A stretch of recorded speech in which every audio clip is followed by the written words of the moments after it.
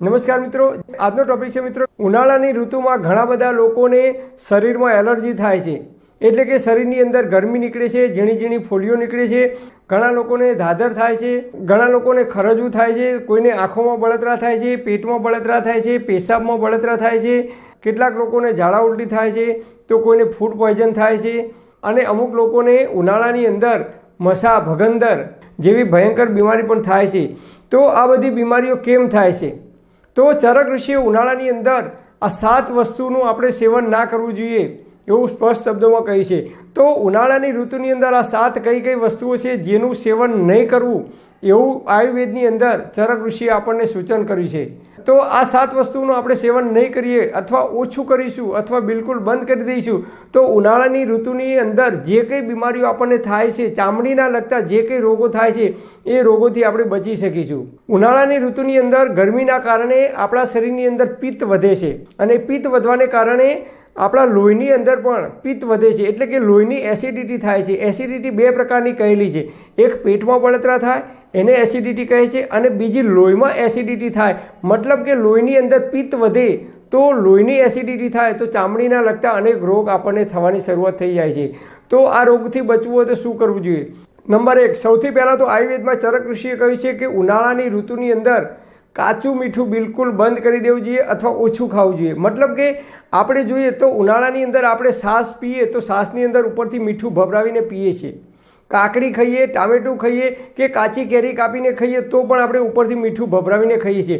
મતલબ કે કોઈ પણ વસ્તુ આપણે ખાઈએ તો એની અંદર ઉપરથી જે મીઠું નાખીને ખાઈએ છીએ એ વધારાનું મીઠું, એ કાચું મીઠું નહીં ખાવું એવું આયુર્વેદની અંદર ચરક ઋષિએ કહ્યું છે, કારણ કે વધારે પડતું મીઠું ખાવાને કારણે આપણા શરીરની અંદર પિત્ત વધે છે અને એના કારણે ચામડીના રોગો થઈ શકે છે।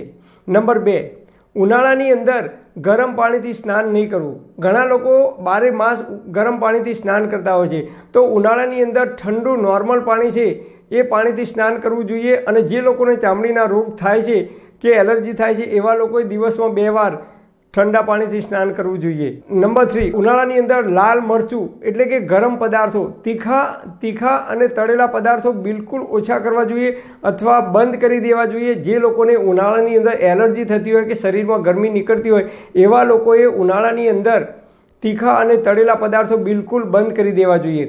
એટલે કે બહારના જે સમોસા, કચોરી, જે કંઈ આઈટમો તીખી અને તળેલી એ આઈટમો બિલકુલ બંધ કરી દેવી જોઈએ અને બહારના જે પેકિંગવાળા ખોરાક આવે છે, જંક ફૂડ, સિંગ ભુજિયા હોય કે વેફર હોય, એ દરેકની અંદર મીઠું નાખવામાં આવે છે, એ આઈટમો પણ ખાવાની બિલકુલ બંધ કરી દેવી જોઈએ જે લોકોને ચામડીના લગતા રોગો થાય છે ઉનાળાની અંદર એ લોકોએ। નંબર 4, કાચી અને ખાટી વસ્તુ ના ખાવી જોઈએ, એટલે કે કાચી કેરી અને કાચી આંબલી આ 2 વસ્તુ બિલકુલ ઓછી કરવી જોઈએ અથવા ના ખાવી જોઈએ, કારણ કે એ પિત્ત વર્ધક છે। જે લોકોને ચામડીના રોગ થાય છે એવા લોકોએ બિલકુલ બંધ કરી દેવી જોઈએ। આમળા, લીંબુ, દાડમ, અનાનસ આ વસ્તુ તમે ખાઈ શકો છો, એ અપવાદરૂપ છે। નંબર 5, આદુ, સૂંઠ અને કાળા મરી આ પણ ગરમ પડે છે, એટલે ઉનાળાની અંદર કાળા મરી, આદુ અને સૂંઠનો ઉપયોગ બિલકુલ ઓછો કરી દેવો જોઈએ। અને જે લોકો દાળ શાકની અંદર મસાલો વાપરે છે, ગરમ મસાલા, એ ગરમ મસાલા પણ બિલકુલ બંધ કરી દેવા જોઈએ।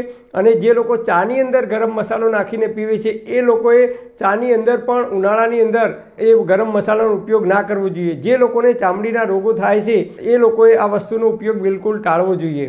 અને ઉનાળાની ગરમીની અંદર જે લોકોને ગરમી થતી હોય કે ગરમીની અંદર એલર્જી થતી હોય એવા લોકોએ ઉનાળાની અંદર બૂટ અને મોજા બિલકુલ પહેરવા નહીં, એવા લોકોએ ચંપલ અથવા સેન્ડલ પહેરવા જોઈએ, કારણ કે આપણા પગના જે તળિયા છે ત્યાંથી આપણા શરીરની અંદર ગરમી પ્રવેશ કરે છે અને આખો દિવસ જો આપણે બૂટ કે મોજા પહેરી રાખીએ 6 કલાક કે 8 કલાક સુધી તો એના કારણે શરીરની અંદર ગરમી વધી શકે છે।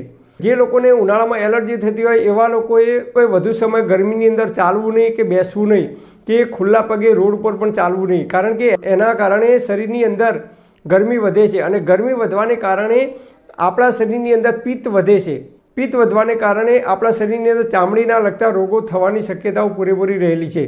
અને ઉનાળાની અંદર જે લોકો વિરુદ્ધ આહાર ખાય છે એમને બિલકુલ વિરુદ્ધ આહાર બંધ કરી દેવો જોઈએ, એટલે કે દૂધ સાથે દહીં, દૂધ સાથે ડુંગળી, આ જે વિરુદ્ધ આહાર છે એ વિરુદ્ધ આહાર બિલકુલ બંધ કરી દેવો જોઈએ, નહીં તો ચામડીના રોગો થાય છે, પાઇલ્સ, મસા ભગંદર જેવી બીમારી પણ થઈ શકે છે અને ફૂડ પોઈઝન પણ થઈ શકે છે। ઝાડા ઉલટી પણ થઈ શકે છે અને ઉનાળાની અંદર લીવરનો પ્રોબ્લેમ ખાસ થાય છે, કારણ કે લીવર કામ ના કરવાને કારણે આપણા શરીરની સફાઈ યોગ્ય રીતે થઈ શકતી નથી. એના કારણે ખોરાકનું પોઈઝન થાય છે અને ઝાડા ઉલટી કે વોમિટિંગ પણ થઈ શકે છે. એવા લોકોએ આ વસ્તુથી બચવું જોઈએ એવું આયુર્વેદની અંદર ચરક ઋષિએ કહ્યું છે. તો જે લોકોને એલર્જી થાય છે ઉનાળાની અંદર, કે શરીરમાં ગરમી નીકળે છે, કે ચામડીના લગતા રોગો થાય છે, એવા લોકોએ ખાસ કરીને આ વસ્તુથી બચવું જોઈએ અને ઉનાળાની અંદર 4 મહિના સુધી માટલીનું પાણી પીવાનો આગ્રહ રાખવો જોઈએ. તો ઉનાળાની અંદર આપણે આ રીતે થોડી આપણી રહેણીકરણી અને ખાણીપીણીની અંદર થોડી કાળજી રાખીશું તો ઉનાળામાં જે લોકોને એલર્જી થાય છે કે ચામડીના રોગો થાય છે એ નહીં થઈ શકે. પરમપિતા પરમાત્મા આપ સર્વેને તંદુરસ્ત અને નિરોગી રાખે એવી હૃદયપૂર્વક મારી પ્રાર્થના. Thanks for watching my video. Thank you.